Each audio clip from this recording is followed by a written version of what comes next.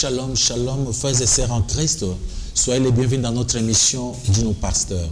Aujourd'hui, nous allons encore marcher avec un thème qui est vraiment important, que vous pouvez aussi suivre ensemble avec nous.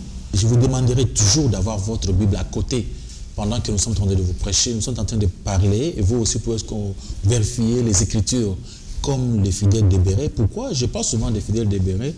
C'était des fidèles vraiment intelligents et sages et très importants. Parce que chaque fois qu'on leur prêchait, ils se référaient à la parole de Dieu, aux Écritures, pour savoir si vraiment les hommes de Dieu disaient prêcher la vérité. Notre thème aujourd'hui, c'est le sentiment d'infériorité qui paralyse d'autres personnes, le sentiment d'infériorité, complexe d'infériorité. Donc c'est ce que nous allons débattre sur ça. 1 Jean chapitre 4, verset 1. La Bible dit ceci: bien-aimés, n'ajoutez pas foi à tout esprit, mais éprouvez les esprits pour savoir s'ils sont de Dieu, car plusieurs faux prophètes sont venus dans le monde. Examinez les esprits. Cherchez à comprendre les esprits.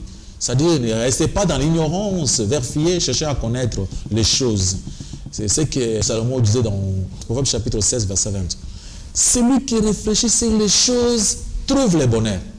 Donc, pour avoir le bonheur, vous devez réfléchir et vous confier à l'Éternel. Complexe d'infériorité, les sentiments d'infériorité qui paralysent d'autres personnes. Normalement, il y a d'autres personnes qui se sentent inférieures à d'autres. Il y a des gens comme ça complexés. Un homme complexé, c'est quelqu'un qui ne s'accepte pas dans la vie. Les gens comme ça sont des gens de fois qui ont des cas ici, ça vient à partir de parents, d'autres enfants que leurs parents ne les donnaient pas de la valeur.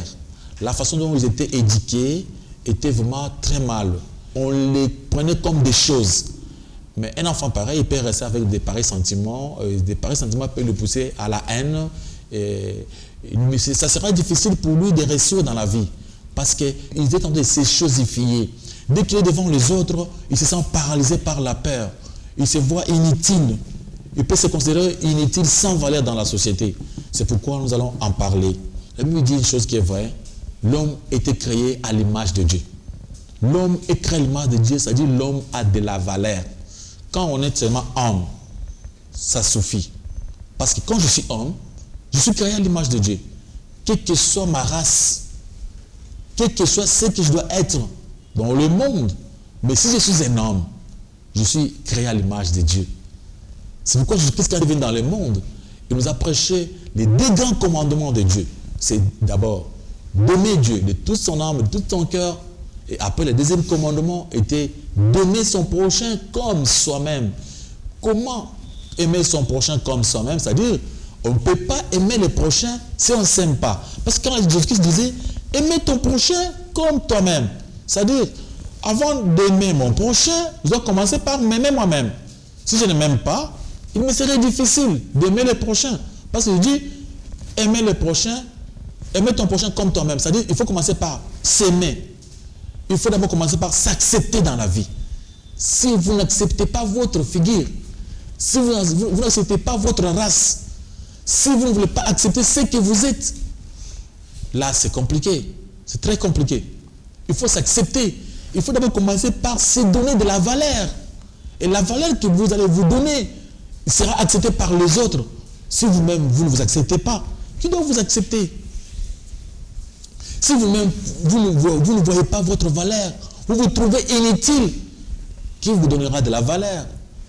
C'est pourquoi Jésus-Christ disait, aimez ton prochain comme toi-même.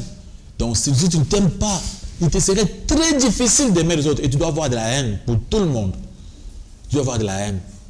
Moi souvent je me dis dans ma vie, ce n'est pas pour m'enorgueillir, mais c'est quand même, c'est une vérité. Tel que je suis, moi dans le monde, je ne vois personne qui me dépasse. Parce que si toi tu es géant, et moi avec ma taille là, je ne te serai pas aussi dans ma taille. Si toi tu es gros, moi aussi dans ce que je suis là, vous verrez que si tu es noir, moi je suis blanc, ou bien si tu es blanc, moi je suis noir, comment tu vas me dépasser? Il n'y a pas moyen de se comparer dans la vie. Parce que toi tu as la beauté de ton père et ta mère. Et moi j'ai la beauté de mon père et ma mère. Et pourquoi je dois comparer ma beauté avec les vôtres? Comment? Et chacun a son temps, on est différent. Tu sais, même si vous allez vérifier chez les hommes de science, l'homme, on n'a jamais été deux dans ce monde. On est unique, c'est-à-dire chacun a son empreinte digitale. Si vous allez donner vos empreintes de vos mains là, vous verrez que vous êtes vraiment différents. Vous ne vous ressemblerez plus jamais. Vous êtes différents. Ce que moi je suis, ce n'est pas ce que les autres doivent être. Et nos différences, c'est ce qui donne notre valeur.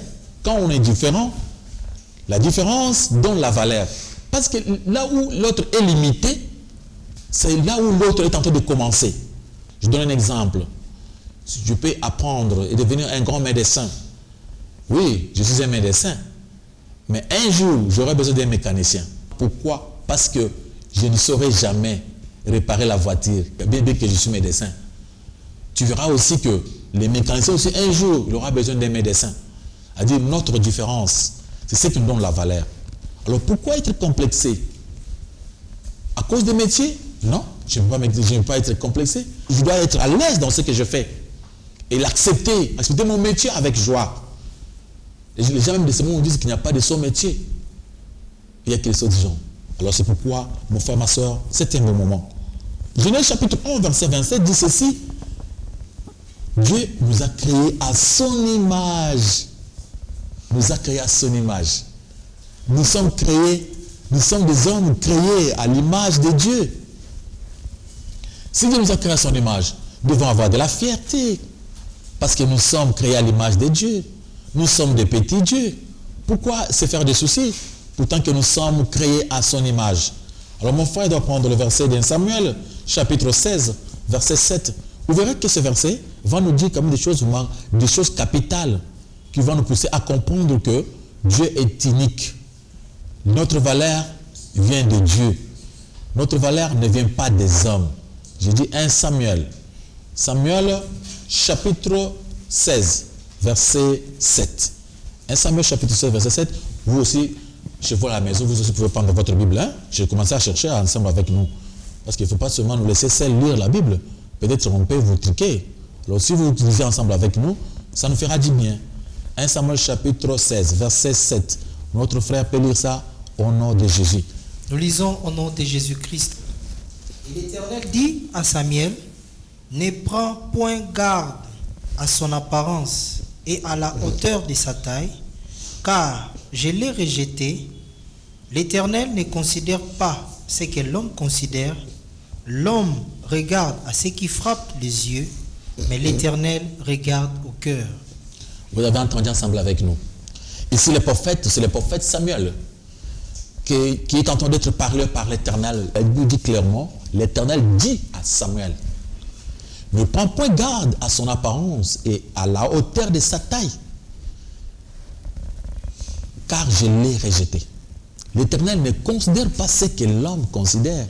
L'homme regarde ce qui frappe les yeux, mais l'Éternel regarde le cœur. Tu peux être un homme d'une petite taille, mais tu peux avoir de la valeur devant Dieu. Pour avoir de la valeur devant Dieu, ce n'est pas avoir de l'argent, avoir des véhicules. Jésus-Christ nous a raconté une histoire. Il nous a raconté une histoire de l'homme riche et le pauvre Lazare.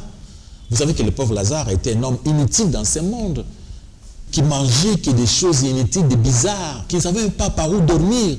Mais l'homme riche avait beaucoup d'argent. Mais leur faim, qui avait de la valeur devant Dieu, c'était le pauvre Lazare. Alors, il y a des gens dans ce monde vraiment à considérer, des gens de grande taille, de beaux à voir, mais peut-être aux yeux de Dieu n'ont pas de cette valeur. Ma valeur est auprès de Dieu. C'est Dieu qui m'a créé. Je dois me contenter que Dieu doive m'accepter. Donc ma valeur ne dépend pas des gens de ce monde. Ma valeur dépend de Dieu. Alors si moi je ne me considère pas, c'est une trahison, haute trahison envers Dieu. Parce que la Bible dit, l'homme regarde ce qui frappe les yeux, mais l'Éternel regarde le cœur. Dieu ne considère pas ce que nous considérons. Beaucoup de jeunes filles ont commis beaucoup d'erreurs dans leur vie. Et tu vois un homme qui vient pour la marier, lui, il s'hasarde pour refuser en train de s'imaginer, de se créer des maris, de son imagination. Au moment qu'il y a une personne vient, une personne calme, que Dieu a béni, lui, il néglige de pareil. Après, il se trouve avec une personne qui lui-même a choisi. Plus tard, il va commencer à regretter. Alors, ce qui compte pour Dieu, ce n'est pas l'apparence. L'homme, ce n'est pas la figure. L'homme, ce n'est pas la couleur. L'homme, c'est l'esprit qui est à l'homme. Quand Dieu nous a créés, il nous a créé l'homme à son image. Et ma beauté, je dois l'accepter. Ce que je suis, je dois accepter. Je dois m'accepter tel que Dieu m'a créé. Je ne peux pas avoir honte de ce que je suis. Tu dois t'accepter. Acceptez-vous. Surtout des jeunes filles. Ils ne s'acceptent pas. Des fois, quand ils se regardent, ils saillissent eux-mêmes. Maintenant, ils sont remplis de la haine dans leur cœur. On a vu ensemble avec vous que l'Éternel ne considère pas ce que l'homme considère. L'Éternel regarde le cœur. Est-ce que tu as un bon cœur? Est-ce que tu aimes les autres? Quelle que soit votre taille, quel que soit votre handicap, mais si toi, tu es capable de penser à Dieu, d'aimer Dieu, Dieu changera. Dans ce monde, j'ai vu des gens de toutes marques que Dieu a bénis. C'est-à-dire, vous vous regardez par rapport à ce que vous faites, par rapport à ce que vous êtes capable de faire. C'est ça votre valeur. C'est-à-dire, moi je demande toujours aux gens de lutter pour faire quelque chose dans la vie, de faire tout pour connaître à faire beaucoup de choses, être intelligent, chercher à connaître, à travailler, parce que notre valeur dépend de ce que nous faisons. C'est pourquoi je vous demande de vous regarder avec valeur. Romains chapitre 12, verset 3, on lit ce verset au nom de Jésus-Christ de Nazareth. Par la grâce qui m'a été donnée, je dis à chacun de vous de n'avoir pas de lui-même une trop haute opinion, mais de revêtir des sentiments modestes, selon la mesure de foi que Dieu a départie à chacun. Vous avez entendu ensemble avec moi, par la grâce qui m'a été donnée, je dis à chacun de vous de n'avoir pas de lui-même une trop haute opinion. C'est-à-dire, pourquoi toi tu te sens mal à l'aise? Il n'y a pas de gens qui te dépassent. Ta valeur dépend de Dieu. Si tu apprends à faire des choses dans ce monde, et tu en seras récompensé. Parce que la valeur de l'homme dépend de ce qu'il est capable de faire. Ça dépend de sa mission dans ce monde. Alors chacun a sa raison d'être. Et pourquoi tu dois te faire des soucis? Pourquoi tu ne t'acceptes pas? Pourquoi tu as de la haine pour les autres? Parce que tu vois qu'ils sont en train de te dépasser. La Bible dit, la grâce qui m'a été donnée, je dis à chacun de vous d'avoir pas de lui-même une trop haute opinion, mais de revêtir des sentiments modestes, selon la mesure de foi que Dieu a départie à chacun. Dieu nous a donné en partie. Il faut avoir des sentiments modestes. Ce que Dieu nous a demandé. Selon la mesure de foi que Dieu a départie à tout un chacun de nous. Ne vous croyez pas inférieur aux autres. Parce que Jésus-Christ vous a dit d'aimer les autres comme vous vous aimez. Alors si vous vous croyez inférieur, c'est très dangereux. Ne vous condamnez pas vous-même. Parce que personne ne vous condamne. Vous êtes chrétien? Oui. La Bible dit, il n'y a plus maintenant de condamnation pour ceux qui sont en Jésus-Christ. C'est Romains chapitre 8, verset 1. Plus de condamnation pour ceux qui sont en Jésus-Christ. Dieu ne condamne personne. Si vous êtes en Jésus-Christ, personne ne vous condamne. Dis-toi que tu es un homme créé à l'image de Dieu. Accepte-toi facilement, avec joie. Et regarde-toi. Dis-toi que tu es belle, tu es beau. Si tu t'acceptes comme ça, les gens verront ta beauté. Tu comprends une chose? Si toi-même tu ne t'acceptes pas, personne ne t'acceptera. Alors, si tu ne t'aimes pas, tu dois haïr tout le monde. Et tu auras de la haine. Et tu dois développer cette haine dans ta vie. Tu seras un homme difficile. Et tu vivras dans la solitude. Tu n'accepteras pas de vivre à côté des autres. Et tu dois commencer à trahir beaucoup d'autres personnes. Parce que la haine va se développer en toi. Tu ne sauras pas aller loin. Tu finiras toujours par reculer, jusqu'à rester dans la toilette. Alors, réveille-toi. Réveille-toi. C'est un bon moment. Regarde-toi. On continue avec nos amis qui sont ensemble avec moi. Dans cette émission, après avoir expliqué notre thème, les amis posent des questions. Les questions, c'est pour aider à vous, tous qui êtes loin, de comprendre quand même quelque chose. Vous pouvez poser une question de loin. Nos amis ici, poussés par l'Esprit de Dieu, ils peuvent avoir cet esprit qui sont dans leur pensée et me les poser. Et vous aussi, quand vous verrez l'émission Vous verrez notre numéro qui est là. Envoyez-nous les messages pour peut-être participer à notre émission. Même à la prochaine, nous aurons toujours à vous répondre à vos questions. Vous donnez de vous envoyer des messages et avec ces messages, on finira par comprendre vos soucis et nous serons là pour vous aider à comprendre. Les complexes d'infériorité, les sentiments d'infériorité, on continue avec des questions. Les amis, vous êtes là. Si vous avez des questions à poser, vous pouvez les poser. Merci, pasteur. Moi, c'est le frère Lumière. Ma question est celle-ci. Est-ce que la timidité, si quelqu'un est timide, pouvons-nous dire que cette personne a la complexe d'infériorité? Merci beaucoup. Oui. Merci. Je crois qu'il y a un verset que j'ai lu même ce matin. 2 Timothée chapitre 1, verset 7. On peut lire ce verset et vous verrez que Dieu n'aime pas des timidités, des lâches. Dieu aime de véritables courageux, des gens courageux. Ce sont ceux que Dieu aime. Donc si vous êtes un homme timide, ce n'est pas gentil. Lisons au nom de Jésus-Christ. Amen. Car ce n'est pas un esprit de timidité que Dieu nous a donné, mais un esprit de force, d'amour et de sagesse. On continue encore l'autre verset, verset 8. Verset 8. N'ayez donc point honte du témoignage à rendre à notre Seigneur, ni de moi son prisonnier, mais souffre avec moi pour l'évangile. Vous avez entendu ensemble avec moi et mes frères qui nous suivent de loin, ils ont leur Bible. C'est pourquoi dans notre émission, nous ne voulons pas parler de nous-mêmes, nous voulons toujours faire parler les Écritures. Et c'est parce que c'est poussé par l'Esprit de Dieu que les gens ont parlé de la part de Dieu. Car ce n'est pas un esprit de timidité que Dieu nous a donné. Si vraiment vous vous sentez timide, vous n'avez pas encore le Saint-Esprit. Celui qui a l'Esprit de Dieu ne peut pas se sentir comme ça. Parce que, c'est-à-dire, quelqu'un qui est timide n'a pas l'Esprit de Dieu. Mais un esprit de force, voilà, la force. Quelqu'un qui est timide est faible, non? Et bien, il faut avoir l'esprit de force, d'amour et de sagesse. D'abord, cet amour commence par où? Par s'aimer. Vous voyez, quelqu'un qui ne s'aime pas, c'est un homme qui est complexé. Il ne s'aime pas. Il a les complexes d'infériorité. Il se sent inférieur. Il se voit inutile. Il ne se donne pas de la valeur. Nous voulons quelqu'un qui doit se donner de la valeur. Donnez-vous toi de la valeur. Si toi-même tu ne te donnes pas de la valeur, qui va te donner cette valeur? Personne. Personne. Mais d'amour et de sagesse. N'ayez donc point honte de témoignage à rendre à notre Seigneur Jésus-Christ. Vous voyez? N'ayez pas honte.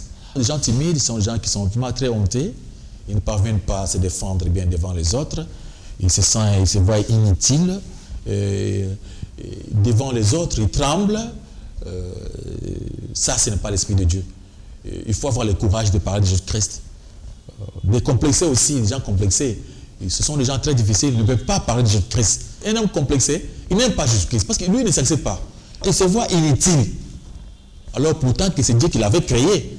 Alors, si toi tu te vois inutile, tu te vois bizarre, tu sais, en d'autres mots, cela veut dire que tu t'entends dire que Dieu est méchant. Pourquoi tu as créé comme ça? Pourquoi toi tu as être géant?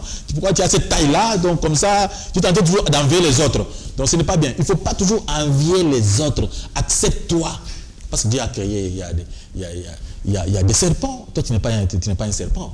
Il a créé, il y a des poissons. Tu n'es pas un poisson. Il a créé des animaux. Tu n'es pas un animal. Donc c'est une chose comme ça. Tu dois t'accepter comme Dieu t'a créé. Homme à l'image de qui? De Dieu. C'est ça. C'est pourquoi la timidité ici, même des lâches. Il y a aussi un verset comme ça. Dieu n'aime pas des lâches. Des hommes timides n'ont pas l'Esprit de Dieu. Vous pouvez voir aussi dans les Galates, dans le livre de Galates chapitre 5. Galates chapitre 5, verset 22, vous verrez que on voit la manifestation du Saint-Esprit. Là où la manifestation du Saint-Esprit, la timidité n'existe pas, là ils ne seront pas. Vous voyez? Mais le fruit de l'Esprit, c'est l'amour. Comme là-bas on avait dit, pas l'esprit de timidité, mais l'esprit quoi? D'amour. L'amour, il y a la joie. Les gens timides n'ont pas vraiment de la joie. Hein? La joie, il y a la paix, la patience, la bonté, la bénignité, la fidélité, douceur, tempérance. Alors, un homme timide n'a pas toutes ces choses. C'est pourquoi il ne faut pas être des hommes timides. Je crois que Les amis, autres peuvent avoir d'autres questions. Manifestez-vous, ok? Oui. Votre prédication va vraiment aider plusieurs à changer leur manière de vivre. Et puis j'ai une question, pasteur, à vous poser. Pensez-vous que ceux-là qui prétendent être humbles, est-ce qu'ils ne sont pas en train de faire l'erreur peut-être? Parce que peut-être ils ont le sentiment d'infériorité, mais eux ils disent peut-être qu'ils sont humbles, même s'ils ont des choses à dire devant les autres, mais ils se sentent peut-être, mais vu que nous sommes humbles, est-ce que ce n'est pas un problème? Mais nous avons vu ici, quand on demande de ne plus être timide, la Bible a dit ici, je ne vous ai pas donné l'esprit de timidité, mais l'esprit de quoi? D'amour, l'esprit de sagesse. Et cet esprit de sagesse, quelqu'un qui est sage est toujours poussé à parler. L'esprit des conseils. Un homme sage, c'est un homme qui reste avec les autres, qui donne des conseils aux autres, non?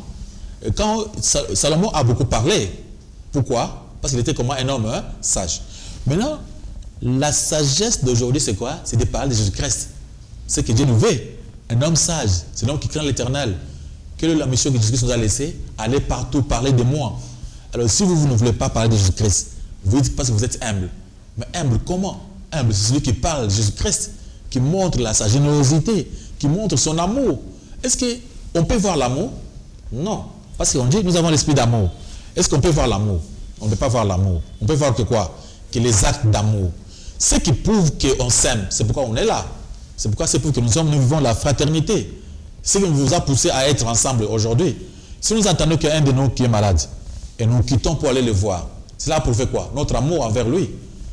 Parce que mais si nous ne nous déplaçons pas pour aller voir quelqu'un qui est malade, si notre ami souffre, nous ne voulons pas l'aider, est-ce que cet amour va se manifester? Est-ce qu'on peut voir l'amour? Ou on peut voir seulement les œuvres quoi? De l'amour. Comme quelqu'un qui entend des paroles de la foi sans les œuvres de la foi. Il faut toujours être prêt à défendre Jésus-Christ. Parce que nous sommes appelés à défendre, quelle que soit dans des circonstances favorables ou non favorables. C'est ce qu'on avait parlé la fois par de l'apologétique.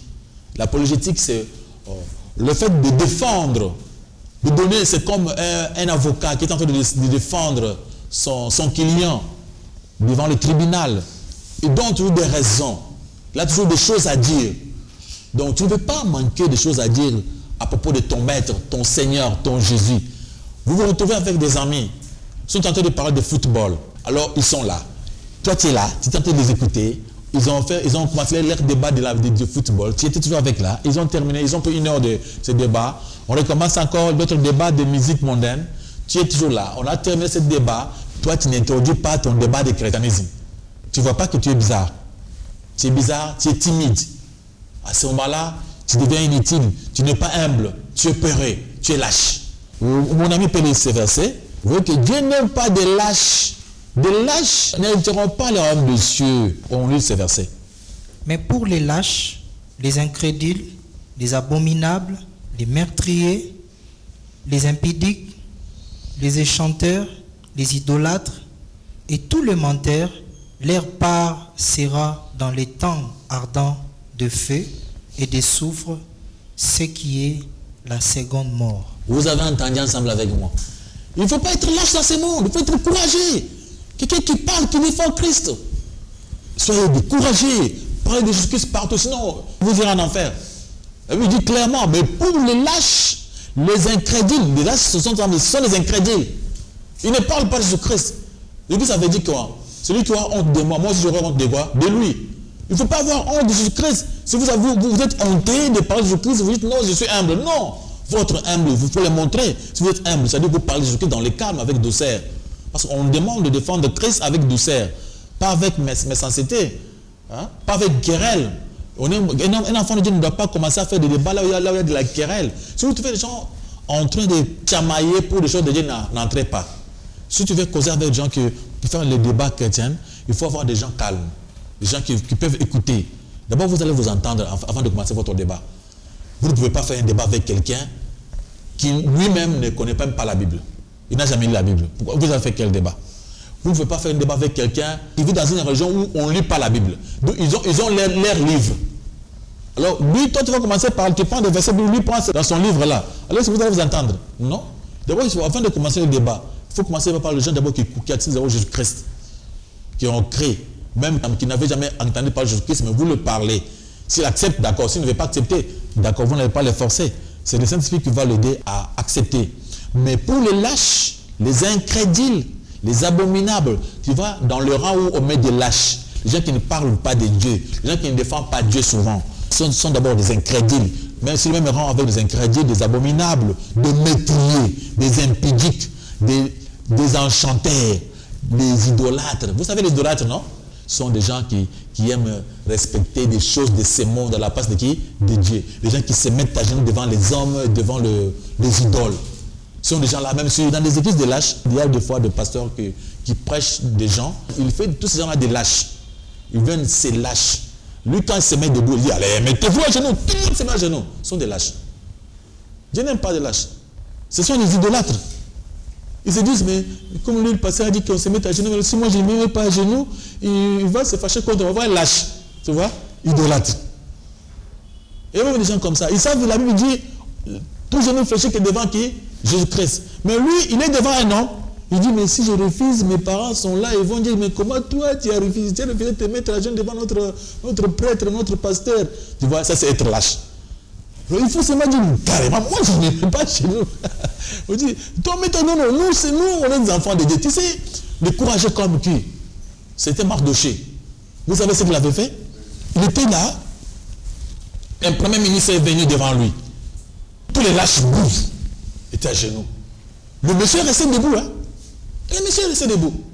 Le premier monsieur l'a regardé. Toi, tu es qui? Non, moi je suis un enfant d'Israël. Hein? Cela veut dire quoi? Non, nous, on se met à genoux qui est devant Dieu. Toi, tu es un homme, je ne peux pas me mettre à genoux devant toi. Hein? Tu ne sais pas qui je suis? Je suis premier ministre. Non, bien que tu sois le premier ministre, mais pour moi, mon Dieu, c'est mon Dieu qui t'a créé. Voyez ce qu'il pensait, lui. Il pensait que c'est Dieu qui l'avait créé. Il est allé comme ça avec le premier ministre. Le premier ministre a pensé le faire du mal. Ça tournait contre lui. Les hommes courageux. Vous savez, les gens, des idolâtres qui se mettent devant des idoles. Et vous savez, une fois aussi, l'histoire de Shadrach, Meshach et Abednego. C'était Daniel, non? Oui. Le roi avait dit comment?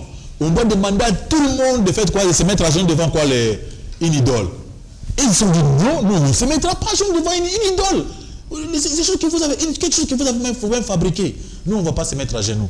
Ils avaient refusé. Alors, comme il dit des véritables courageux, vous savez, un courageux, c'est quelqu'un qui accepte même la mort pour défendre la vérité.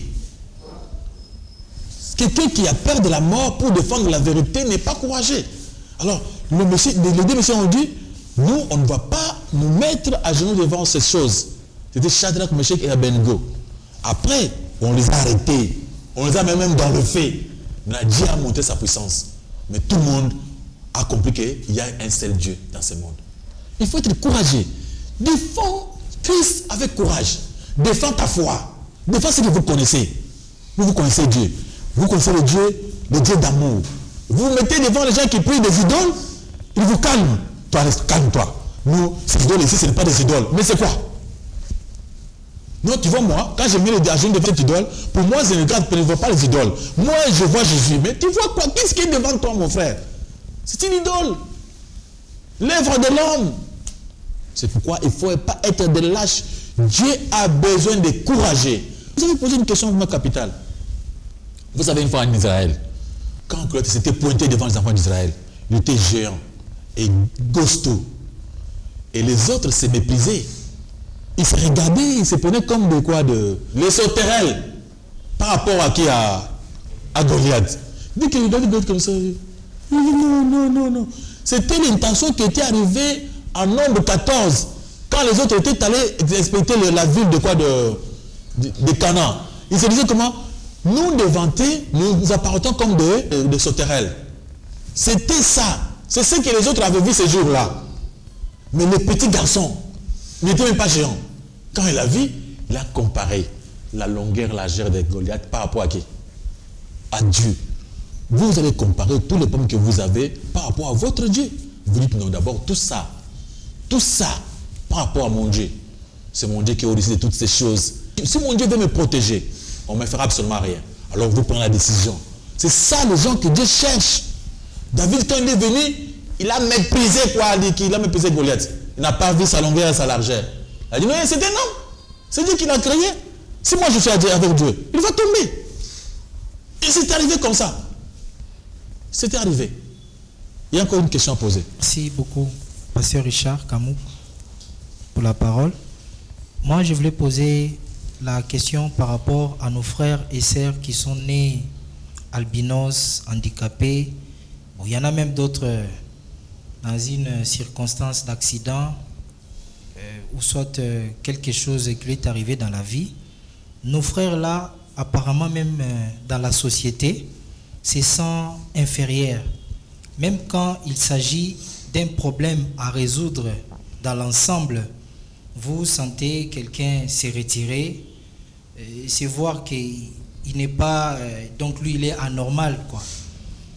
Il met cette différence-là avec les autres personnes. Ok, merci notre bien-aimé. C'est une très bonne question. Vous m'avez une question capitale, pertinente. Vous savez, mon frère, la valeur de l'homme ne dépend pas de son physique. La valeur de l'homme dépend de ce qu'il sait faire. De sa capacité. Parce que l'homme, c'est d'abord la tête. Il y a l'intelligence, la sagesse, la connaissance. Il y a aujourd'hui dans ce monde des gens, la personne avec handicap, des personnes avec handicap, mais qui ont développé le métier, qui ont maintenant aujourd'hui de la valeur. Parce que notre valeur dépend de ce que nous sommes capables de faire pour en être comment récompensé. C'est la valeur de l'homme, c'est quand il est récompensé. C'est la valeur de médecins, sa capacité d'examiner et de diagnostiquer des maladies et de trouver la solution pour quelqu'un qui est malade. C'est cela qui a fait que les médecins sont quand même considérés dans le monde, ils ont des moyens. Parce que quand quelqu'un est en bonne santé, il ne verra pas la valeur des médecins. Et quand il aura la valeur des médecins, c'est quand on tombe comment? Malade. À l'université là où j'étais, c'était à l'EFASIC. Je connais que mon frère, je ne peux pas dire son nom. Il était à mes côtés, un jeune homme qui ne voyait pas. Il était un aveugle. Mais il était vraiment intelligent. Il était vraiment intelligent. Je ne peux pas citer son nom. Ce jeune garçon, il était vraiment intelligent, à tel point que, même nous qui voyons mieux, on ne peut pas bien comprendre la matière comme lui. Et souvent, quand on faisait des interrogations, même des examens, même de quoi, il était à mes côtés, j'étais autorisé à travailler son papier. Parce que comme lui ne voyait pas, on me demandait à moi de travailler son papier. Mais ce garçon-là, il donnait des réponses vraies. Il était vraiment intelligent. Voilà, il ne se laissait pas faire. Il connaissait beaucoup de trucs. Il était vraiment utile et très important. Aujourd'hui, je crois qu'une personne pareille, même s'il est aveugle, mais il vit très bien. Il est considéré, il est recherché. Parce qu'il connaît quelque chose. Quel que soit ce que vous êtes, tu dois développer un métier. Tu dois apprendre le métier. Si tu connais faire quelque chose dans la vie, quelle que soit votre façon d'être, quel que soit votre physique, vous aurez de la valeur. Regardez vos amis qui ont le même handicap que vous. Il y a d'autres qui ont développé des métiers, qui savent faire quelque chose. Aujourd'hui, des gens de grande taille, des gens bien là, viennent auprès d'eux chercher des solutions. Partout dans le monde, il y a beaucoup de gens comme vous qui sont devenus vraiment riches, qui sont vraiment bénis, fort bénis. Aujourd'hui, avec l'Internet, avec beaucoup de choses, le monde est devenu très développé, à tel point qu'on peut faire des choses de génie. Au moins qu'on ait le temps d'apprendre. Vous devez apprendre à faire quelque chose. Vous devez apprendre à vous distinguer, à trouver une différence avec les autres. Parce que c'est la différence qui nous donne la valeur. Ça veut dire quoi? Si tu fais quelque chose que les autres personnes en auront besoin. Je peux donner un exemple. Je suis un handicapé. Je suis une personne qui vit avec un handicap. Mais je sais faire quelque chose, un petit travail. Et ce travail-là, des gens vont commencer à venir auprès de moi pour demander service. Vous voyez que j'aurai de la valeur. Je deviendrai utile. C'est pourquoi, mon frère, ma soeur, vous devez savoir une chose. Il ne faut pas se sous-estimer. Acceptez-toi tel que vous êtes. Quand vous vous acceptez, Dieu sera avec vous. Et quand vous vous acceptez, Dieu va vous donner des capacités et vous donner de la valeur. Ne soyez pas complexés dans la vie. Ne croyez pas qu'il y a des gens qui vous dépassent. Moi, souvent, dans le baka, ce que les gens ont mokuse, les gens ont molai.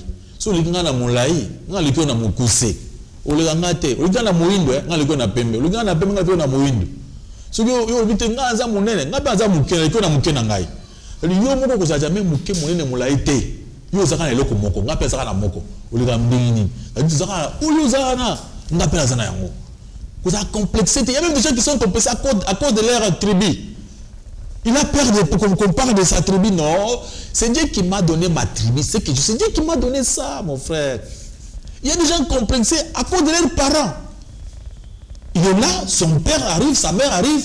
Oui, mais c'est qui c'est? Non, je ne connais pas, je ne connais pas ces messieurs. Il ne vous dit même pas que voilà mon papa. Non, mon papa, même s'il est comment, c'est mon papa à moi. Même s'il est méchant, même s'il est fou, même s'il est voyou, c'est mon père à moi. C'est lui que Dieu m'a donné.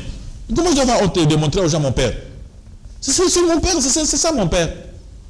Ma mère à moi, c'est ça ma maman. C'est Dieu qui me l'a donné. Je ne dois pas avoir la honte de montrer à mes amis ma maman. Ça c'est être complexé, avoir le complexe d'infériorité. Tu es tenté d'enlever les mamans d'autrui et tu as la honte de ta propre maman. Non. Il faut avoir ce courage de démontrer, d'accepter tes parents, accepter ta famille, accepter ce que tu es congolais, accepte comme ça. Hein? Tu es en Europe, on dit tu es congolais, moi je ne sais pas congolais, mais tu es qui? Mais tu es congolais. Tu veux devenir qui? C'est ça. Mais tu es complexé. Oh, parce que là-bas on est en train de critiquer les Congolais, mais même si on critique les Congolais, moi je le suis. C'est ce que moi je suis. Accepte-toi comme ça. Ne soyez pas complexé. Ni à cause de ta race, ni à cause de votre tribu, mais à cause de quoi que ce soit. Accepte-toi tel que tu es. Maintenant, Dieu aime les gens qui s'acceptent. Par exemple, Dieu, Jésus l'a dit. Aimez les prochains comme vous-même. Si vous ne vous aimez pas, vous deviendrez un grand méchant parce que vous n'allez pas commencer encore à aimer les autres. Vous aurez de la haine pour les autres. Vous allez commencer à voir les autres comme si ce sont eux que Dieu a bénis. Et cela va vous laisser dans la pauvreté. Et vous allez même commencer à haïr même les gens que Dieu a bénis. Il y a des gens comme ça, hein? Dieu est en train de bénir, il a béni son frère. Son frère l'appelle. Mon frère, Dieu m'a béni, venez chez moi, on doit fêter. Moi, je dois aller chez lui là-bas, c'est celui qui est béni. Maintenant, moi, je dois aller là-bas pour voir comment il est béni. Ça, c'est être complexé. Et tu restes chez toi. Et le monsieur va se dire, mais comment? Je l'appelle, il n'est pas venu, pourquoi? Mais je suis béni, je l'appelle pour qu'on puisse célébrer la fête de ma bénédiction. Il ne vient pas. Ah, il dit non, comme il ne veut pas venir, qu'il en reste. Tu ne vas pas profiter de sa bénédiction. Parce que tu étais complexé. Il ne faut pas être complexé. Accepte-toi, sinon tu auras de la haine.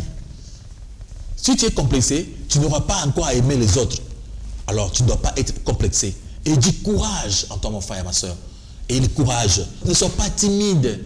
La timidité, ce n'est pas l'esprit que Dieu nous a donné. Dieu nous a donné l'esprit de courage, un esprit d'amour, de sagesse, d'intelligence. Dieu aime des gens qui vont parler de lui, qui vont parler de Jésus-Christ partout. Il faut avoir le courage de parler de votre religion, de mon Jésus-Christ, parce que moi je suis fier de ma religion, le christianisme. Ce n'est pas une religion comme toute autre.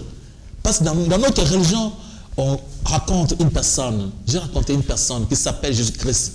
Et cette personne-là, quand vous la rencontrez, il devient votre ami. Il va marcher avec vous. Il vous donne la force, le courage. Il vous défend. Nous, en christianisme, ce n'est pas à nous de pratiquer les œuvres.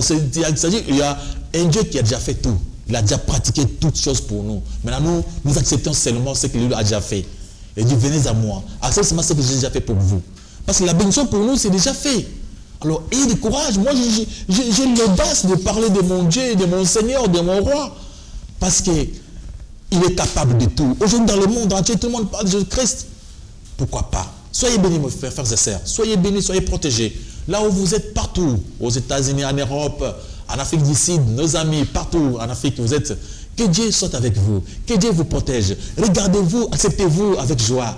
Ou même si vous êtes parmi les autres personnes, quelle que soit leur race, mais accepte-toi, donne-toi de la valeur. Ces gens-là t'accepteront. Et tu dois t'accepter comme ça. Et tu verras que la main de Dieu sera avec toi. Et tu dois accepter ce que tu es, accepter tout ce que Dieu avait fait pour toi. Il faut accepter. Accepter ton pays, accepter ton village, votre tribu, il faut l'accepter. C'est Dieu qui t'a créé, qui t'a donné cette tribu. Tu ne peux pas changer. Il ne faut pas avoir la honte pour quelque chose que Dieu t'a donné. Il ne faut pas avoir la honte pour tes propres parents que Dieu t'a donné. Il faut les accepter avec joie. Que Dieu vous bénisse. Merci. Soyez restés dans le calme. Bye bye.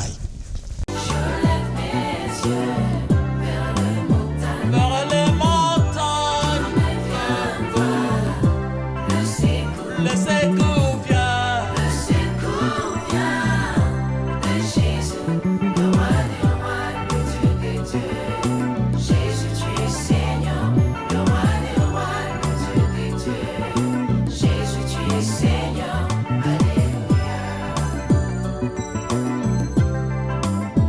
je l'aime.